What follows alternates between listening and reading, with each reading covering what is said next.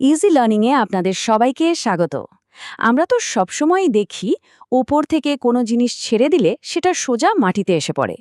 আবার রাতের আকাশে চাঁদটাকেও দেখি পৃথিবীর চারপাশে ঘুরতে।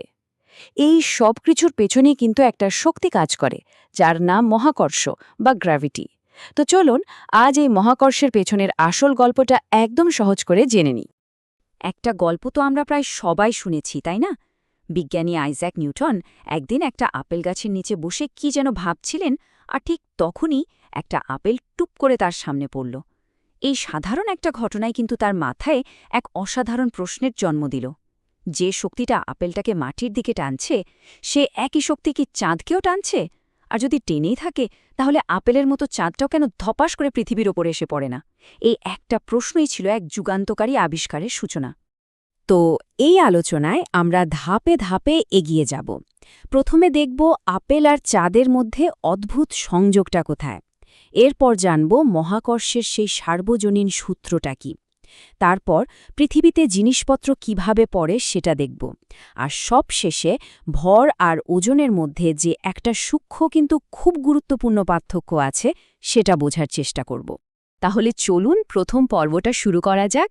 কিভাবে আপেলকে নিচে নামানো শক্তি আর চাঁদকে তার কক্ষপথে ধরে রাখার শক্তি আসলে একই জিনিস, সেই রহস্যটা ভেদ করা যাক। আচ্ছা, এই ছবিটার দিকে একবার তাকান। ধরুন আপনি একটা দড়ির মাথায় পাথর বেঁধে এভাবে বনবন করে ঘোরাচ্ছেন।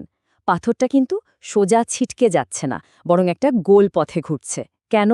কারণ আপনার হাত দিয়ে দড়িটা পাথরটাকে সমানে ভেতরের দিকে, মানে কেন্দ্রের দিকে টানছে। যদি হঠাৎ করে দড়িটা ছিঁড়ে যায় বা আপনি ছেড়ে দেন, তখন কি হবে? পাথরটা কিন্তু আর গোল হয়ে ঘুরবে না, সোজা যেদিকে গতি ছিল সেদিকে ছিটকে বেরিয়ে যাবে। এই যে ভেতরের দিকে টানার যে ফোর্সটা, বিজ্ঞানের ভাষায় একেই বলে সেন্ট্রিপেটাল ফোর্স বা কেন্দ্রমুখী বল। মানে যে বলটা কোনো বস্তুকে কেন্দ্রের দিকে টানে আর বৃত্তাকার পথে ঘুরতে সাহায্য করে। আগের উদাহরণে দড়ির টানটাই ছিল সেই কেন্দ্রমুখী বল। আর ঠিক এইখানেই কিন্তু অ্যাপেল আর চাঁদের রহস্যের সমাধানটা লুকিয়ে আছে। চাঁদের ক্ষেত্রে ওই দড়িটার কাজটা করে পৃথিবীর মহাকর্ষ বল। পৃথিবীর এই টানটাই চাঁদকে প্রয়োজনীয় কেন্দ্রমুখী বলটা দেয়। আর এই বলের কারণেই চাঁদটা সোজা মহাশূন্যে হারিয়ে না গিয়ে পৃথিবীর চারপাশে একটা নির্দিষ্ট কক্ষপথে ঘুরতে থাকে। তার মানে চাঁদ আসলে সমানে পৃথিবীর দিকে পড়ছে, কিন্তু তার সাইডের অমছম গতির কারণে সেটা কখনও পৃথিবীতে এসে ধাক্কা খাচ্ছে না, শুধু ঘুরেই চলেছে। তো এই বলটা কিভাবে কাজ করে? চলুন এবার নিউটনের সেই যুগান্তকারী সূত্রটা দেখে নিই, যা শুধু পৃথিবী বা চাঁদের জন্য না, মহাবিশ্বের সবকিছুর জন্য সত্যি। এটাই মহাকর্ষের নিয়মকানুন। নিউটন যা বলেছিলেন তা হল, এই মহাবিশ্বের প্রত্যেকটা বস্তু অন্য প্রত্যেকটা বস্তুকে নিজের দিকে টানছে। এটা কোনো বিশেষ ব্যাপার না, বরং ভর আছে এমন যে কোনো বস্তুর এটা একটা মৌলিক ধর্ম। ভাবা যায়, মানে আপনার আর আপনার সামনের ফোনটার মধ্যেও কিন্তু একটা আকর্ষণ বল কাজ করছে। এই সূত্রের প্রথম অংশটা খুব সোজা। বস্তুগুলোর ভর যত বেশি হবে, ওদের মধ্যে টানটাও তত বেশি হবে, সোজা হিসাব। এই কারণেই পৃথিবী, সূর্যের মতো বিশাল জিনিসগুলোর মহাকর্ষ বল আমরা টের পাই, কিন্তু দুটো ছোট পাথরের মধ্যেকার টান এতটাই কম যে আমরা সেটা একদমই অনুভব করি না। সূত্রের দ্বিতীয় অংশটা কিন্তু বেশ মজার। বস্তু দুটোর মধ্যে দূরত্ব বাড়লে আকর্ষণ বল কমে যায়, এটা তো স্বাভাবিক। কিন্তু সাধারণভাবে কমে না, দূরত্বের বর্গের হারে কমে। মানে দূরত্ব যদি ডাবল হয়, আকর্ষণ কিন্তু অর্ধেক হচ্ছে না, হয়ে যাচ্ছে 4 ভাগের 1 ভাগ। দূরত্ব 3 গুণ হলে আকর্ষণ হয়ে যাবে 9 ভাগের 1 ভাগ। আর এই কারণেই অনেক দূরের নক্ষত্রদের টান আমরা একটুও টের পাই না।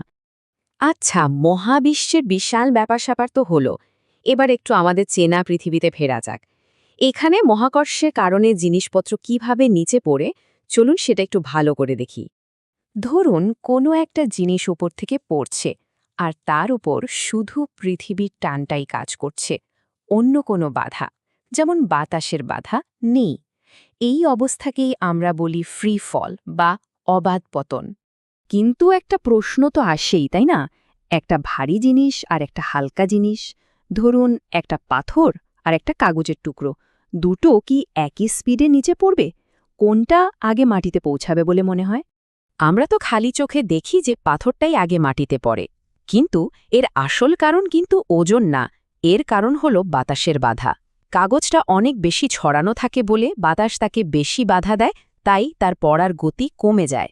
আসল মজাটা হলো যদি আমরা এমন কোনো জায়গা থেকে দুটোকে ফেলি যেখানে কোনো বাতাস নেই, মানে একদম ভ্যাকিউম, তাহলে দেখা যাবে পাথর আর কাগজ দুটোই ঠিক একই সময়ে মাটিতে পড়ছে। পৃথিবীতে কোনো জিনিস যখন এভাবে অবাধে পড়তে থাকে তখন তার স্পিড কিন্তু প্রতি সেকেন্ডে বাড়তে থাকে। এই যে গতি বাড়ার হার, একেই আমরা বলি অভিকর্ষজ ত্বরণ বা জি। পৃথিবীতে এর একটা গড় মান আছে যা হলো প্রায় 9.8 মিটার প্রতি সেকেন্ড স্কোয়ার। আর সবচেয়ে অবাক করা ব্যাপার হলো জিনিসটা ভারী হোক বা হালকা, এই জি এর মান সবার জন্য একই থাকে, কারণ এই মানটা নির্ভর করে শুধু পৃথিবীর ভরের উপর, যে জিনিসটা পড়ছে তার ভরের উপর নয়। চলুন, আমাদের আলোচনার একদম শেষ পর্যায়ে চলে এসেছি। এখানে আমরা খুব সাধারণ কিন্তু খুব গুরুত্বপূর্ণ একটা কনফিউশন দূর করব, ভর আর ওজনের পার্থক্য। এই দুটোকে আমরা প্রায়ই এক মনে করি, কিন্তু এরা একদমই এক নয়। এই স্লাইডটা দেখলে ব্যাপারটা পরিষ্কার হয়ে যাবে। দেখুন, ভর বা মাস হলো কোনো বস্তুর ভেতরে মোট কতটা পদার্থ আছে সেটা।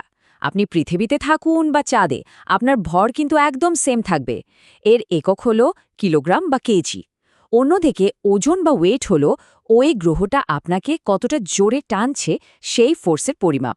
যেহেতু মহাকর্ষ বল জায়গা পাল্টালে পাল্টে যায়, তাই ওজনও পাল্টে যায়, আর এর একক হলো নিউটন। এই টেবিলটা দেখুন, চাঁদের ভর আর ব্যাসার্ধ দুটোই পৃথিবীর চেয়ে অনেক কম। আর আমরা তো আগেই জেনেছি মহাকর্ষের সূত্র অনুযায়ী ভর কম মানে তার আকর্ষণ বলও কম। তাই চাঁদের মহাকর্ষ বলও পৃথিবীর চেয়ে অনেক দুর্বল। এর ফল কি জানেন? আপনার ভর চাঁদে একই থাকলেও আপনার ওজন হয়ে যাবে পৃথিবীর মাত্র 6/1 ভাবা যায়? এ কারণেই তো মহাকাশচারীরা চাঁদের উপর প্রায় লাফিয়ে লাফিয়ে চলেন, কারণ চাঁদ তাদের খুব আস্তে করে নিচের দিকে টানে। তাহলে একবার ভাবুন তো, নিউটনের এই একটা সূত্র আমাদের কি কি বুঝতে সাহায্য করছে। এই বলটাই আমাদের সবাইকে মাটির সাথে বেঁধে রেখেছে, চাঁদকে পৃথিবীর চারপাশে ঘোরাচ্ছে, এমনকি গ্রহগুলোকেও সূর্যের চারপাশে ঘোরাচ্ছে। আবার সাগরের জোয়ার ভাটাও কিন্তু এরই কারণে হয়। কি অসাধারণ একটা ব্যাপার, তাই না? তো শেষ করার আগে একটা প্রশ্ন রেখে যাই। মহাকর্ষ যদি সত্যিই মহাবিশ্বের সবকিছুকে এক অদৃশ্য সুতোয় বেঁধে রাখে, তাহলে এই বলটা আমাদের এই কসমস নিয়ে আর কি কি গভীর রহস্যের কথা বলতে পারে, যা আমরা হয়তো এখনও আবিষ্কারই করতে পারিনি। আজকের মতো এটুকুই। মহাকর্ষের মতো এমন আরও অনেক ইন্টারেস্টিং বিষয় নিয়ে সহজ ভাষায় জানতে হলে অবশ্যই আমাদের চ্যানেল ইজি লার্নিংয়ে সাবস্ক্রাইব করুন। ধন্যবাদ।